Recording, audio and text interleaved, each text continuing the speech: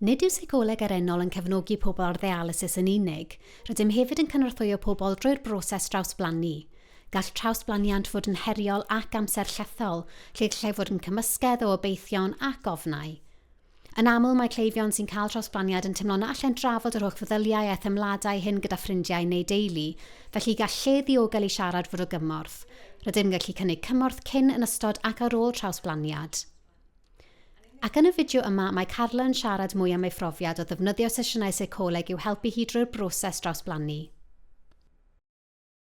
Mae fy stori yn dechrau yn 2019 pan oeddwn ni'n gweithio llawn amser fel nyrs iechyd meddwl. Roeddwn ni'n teimlo'n wirioneddol flinedig, ond yn fwy blinedig nag arfer. Nid oedd y flinder lle cefais fedfywio ar ôl noson o gwsg roeddwn ni wedi blino'n lan.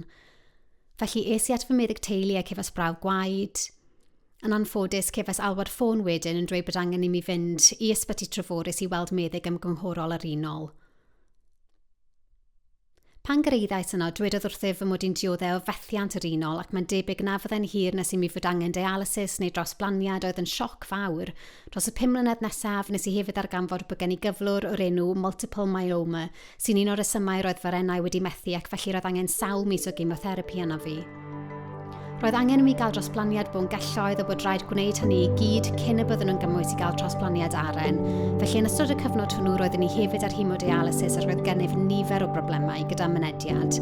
Felly roedd yn rhaid i mi gael festula a fethodd y trawsblaniad ef i.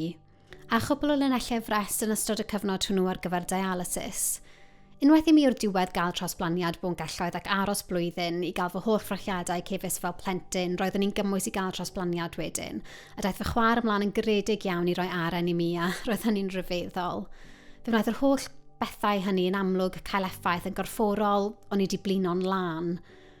A roedd yn anodd bydd unrhyw un sydd â methiant yr arennau'n deall y blinder, yr anawsterau sydd gennych, a parhaodd problemau mynediad i gynyddu ac roedden nhw'n teimlo'n greulon a credaf bod hynny i gyd wedi cael effaith. Ac roedden ni wir yn cael trafferth gyda fi iechyd meddwl a'n iechyd emosiynol. Cafodd effaith ar fy merthynas, a felly roedd popeth yn teimlo'n anodd iawn. A rwy'n credu fy mod i mewn sesiwn dialysis un diwrnod a gofynodd rhywun i mi os oedden ni'n iawn ac yna gofynodd nhw i mi eto os oedden ni'n iawn ac allwn ni ddim atal y dagre. A fe wnaethon nhw fatgyfeirio at fy ngwasanaeth seicolegol ar y pwynt hynny, ac erbyn hyn dechreuais feddwl am drawsblaniad. Roeddwn ni'n gwybod mai dyna'r cyfeiriad cywir, roeddwn ni'n gwybod mai dyna roeddwn ni eisiau. Roeddwn ni'n gwybod hynny, doeddwn ni ddim eisiau aros ar dialysis. Felly i mi, y trawsblaniad aren oedd y driniaeth therapi.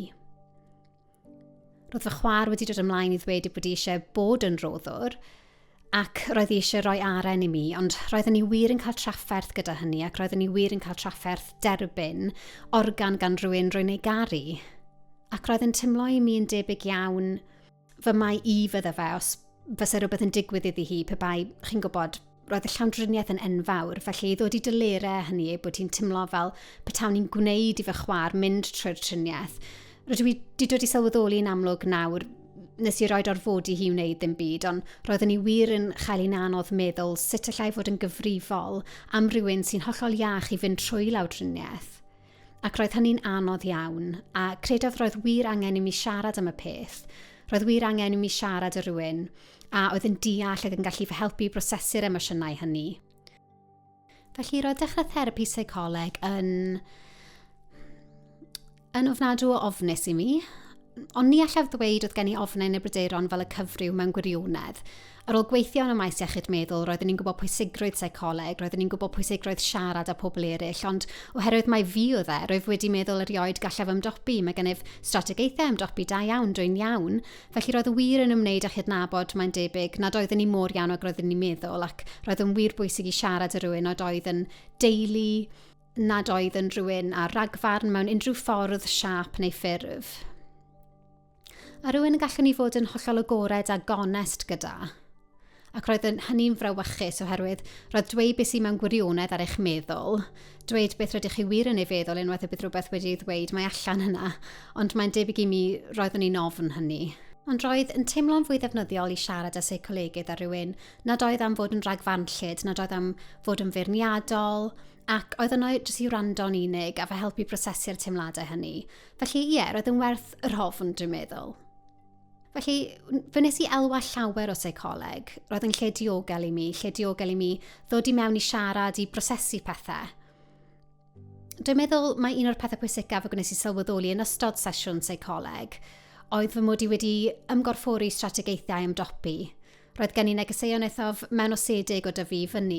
Dwi'n meddwl bod gennym ni gyd, rydyn ni gyd yn byw yn bywydau ac maen nhw'n ein llunio ni ac maen nhw'n llunio sut rydyn ni'n ymddwyn.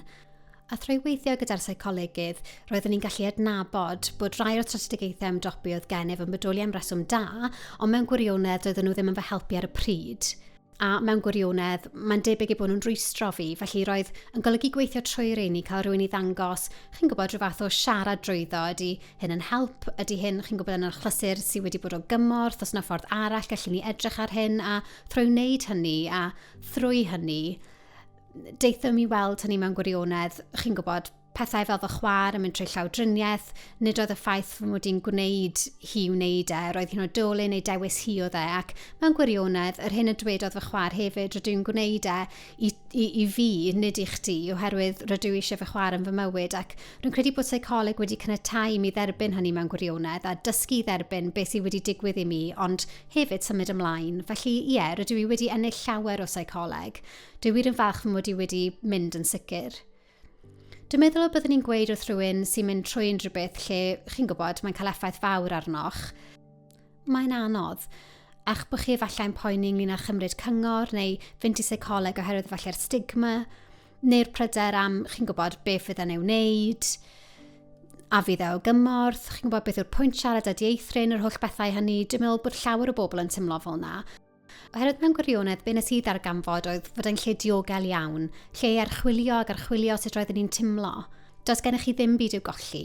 Fyddwch chi ddim yn cael eich barnu, fydd neb yn dweud wrthych chi eich bod chi'n iawn neu'n anghywir, ac mewn gwirionedd gallwch chi wedyn rannu cymaint, gweithio trwy gymaint.